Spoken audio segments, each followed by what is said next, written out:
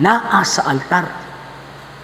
So, ang divine nature sa simbahang Katoliko, i-implement niya ang objective sa Diyos nga salvation.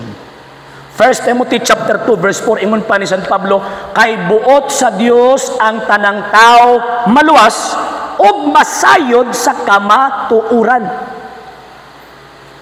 So gusto niya tanang tao maluwas. Muna from the 1st century, 33 AD, hangtod sa tawag ining 25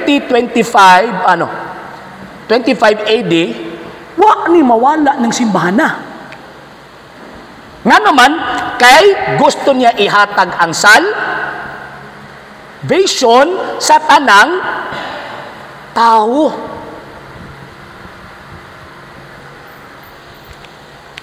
Kaya kung mawa ng simbahan na palpak si Kristo.